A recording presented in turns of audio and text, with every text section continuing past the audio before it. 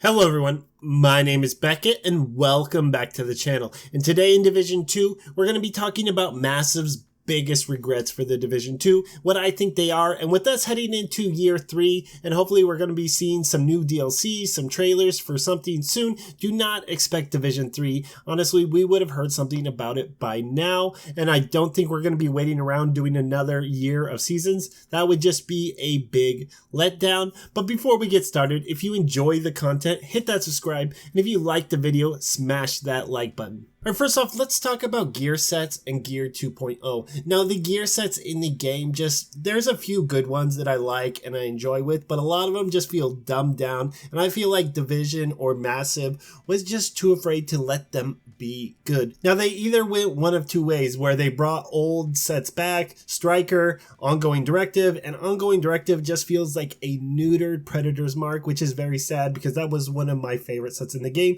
And when we look at Striker, it just doesn't feel good and it just feels bad to play with, and they just really haven't touched any of the gear sets. A lot of the gear sets just need to see a little bit of love. Some of them could be really great, but I think they're just so afraid, oh, it's going to affect the balance. I want those old setbacks. I like playing with that Hunter's Fury. I miss my old Nomad from Division 1, just being able to run that and be able to 1v4 people. I wish they would put gear sets that would put power into the solo players' hands again. I still do believe that the raid should be a group thing and we shouldn't be able to matchmate, but there are times where I like to play solo and I love going into DZ solo and it's very fun, but it can be very frustrating sometimes, and I miss those old Nomad builds. I miss those awesome Striker builds where you could do some insane things. I don't know about you guys, but I remember the days where you could 1v3, 1v4 if you were a better skilled player, if you had the right map knowledge and you knew where you were doing, you knew when to flank, you knew to do certain things, and sometimes you would just have those overpowered Nomad builds and it was just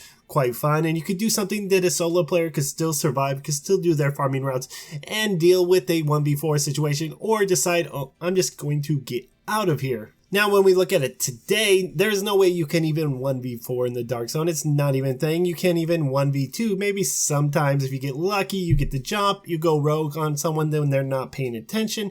That can happen. But on just 1v2 face to face, usually you are going to lose. And then when we look at time to kill, I think it is insanely too fast. It was fast before, but it is insane now when we're running 4 armor cores minimum, and all we have to do is bring a shield and an instinct talent on a Vector or on an AR, and we can melt someone in less than a second. That seems a little drastic. And honestly, I just think they need to balance the skills more, and I don't know if they're going to, and balance some of the talents because they're just way too strong and you're only going to run one thing all the time. Because why? Why would you want to lose? And it just feels like a Call of Duty simulator in third person sometimes, just because it's like, oh, who can hit the most headshots first? Okay, I did. I win, or I messed up, I missed a couple shots, now I lose. I just don't like the fact that there is no counterplay inside the DZ. Now let's touch on Gear 2.0 slightly, and I just really think they acted way too hastily when they removed all the extra talents and abilities that you got, whether it was name weapons or just regular gear. It really added a lot of diversity to these live service games, and it made it feel more like an MMO, and I wish they would have kept it or fixed it a little bit to make it a little easier for some people to understand. But honestly, I would have no problem simming my character. In RPGs or MMOs, it's probably one of my favorite aspects.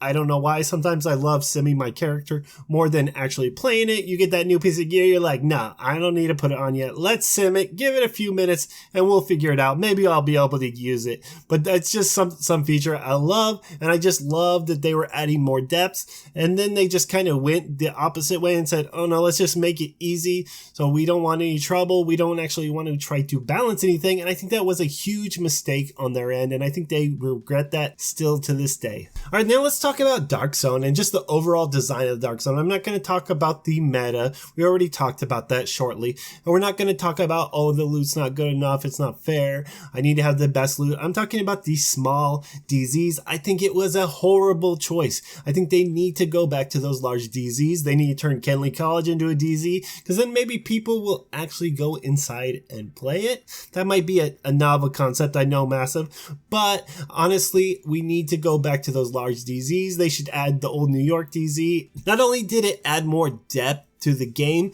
but it stopped things from like people checkpoint camping. Yeah, there was checkpoint camping, but you could easily get away from them. You have a huge DZ, you can traverse very easily, and if you know where to go, you can find your own little spot and do your thing, and that was fine. Yeah, you'll run into rogues, you'll run into people every once in a while, but it wasn't a huge thing, and it wasn't like we're boxed in here like little animals in a cage, and it's just sometimes not that fun. And there's probably only like, I go to DZ East mostly. I don't like the other two DZs that much. I just don't like the layout of them, and I wish they would just smush a big DZ back together. I understand why they did it, but I think it was a bad decision, and honestly I would not be surprised if we saw a big DZ in the future. Alright, let's talk about atmosphere. What is it really? Is it just snow? I mean, every time we hear someone talk about Division 1, they act like it was God's gift to the gaming world, and honestly it had a lot of problems. I don't know if any of you guys remember playing at launch, played at the alpha, the beta, and for like the first month, and where we basically had nothing to do. You went in the dark zone,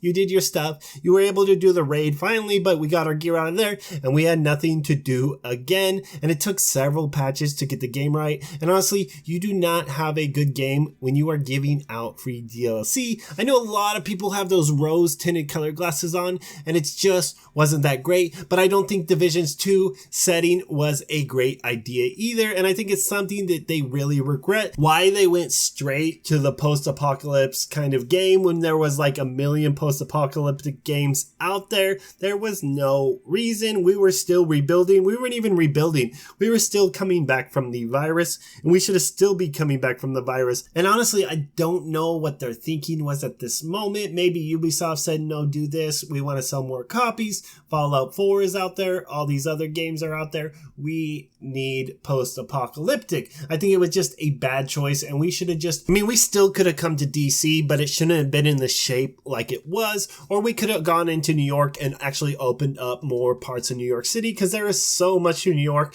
and we barely touched it inside Division 1, and maybe people would have said it would have been recycled content, but I think it would be an overall improvement from what Washington, DC is right now. Alright, let's talk about specialization weapons. I don't know about you guys, but I feel like they are the most useless thing in the game, and I just think they need to be removed. How often do we use our specialization weapons anymore? I don't know about you. Maybe I'll pull out my gunner one or the rockets every once in a while for the technician specialization, but anything else, it's just like I don't use it. If I do it, I'm just for fun. I just want to like, oh, let me pull out my gun or Gatling gun and do this, even though it probably won't do as much damage as I can with any other build, or it's just doesn't feel that great. It's like, okay, I got this. They honestly just need to go back to these specialization skills, and I'm going to give them an out. Maybe on paper it looked really good, and they're like, oh, this is going to be awesome. We're going to empower people. A solo player is going to feel awesome. They're going to pull out their Gatling gun, and they're going to do a lot of damage, but it would have to do a lot more damage than it currently does to make it feel really good. It should feel like a super ability like inside Destiny 2. When you do it, you know you're going ham. You know you're taking out multiple enemies,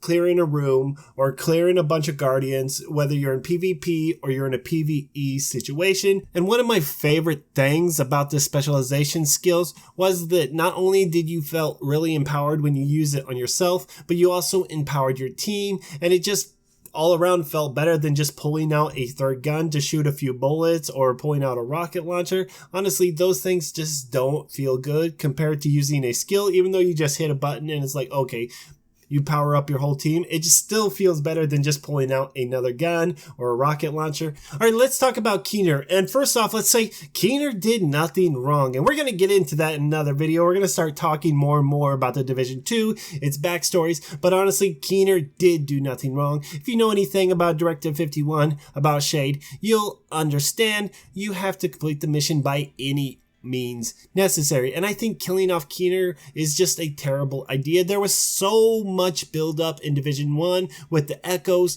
chasing him, and it made it feel like he was such a bigger thing. And then also we just do the campaign and we kill him in 2 hours. It was the most unsatisfying feeling in the world. And I was really disappointed when I came back to Division 2 and I'm like, wait, he's dead?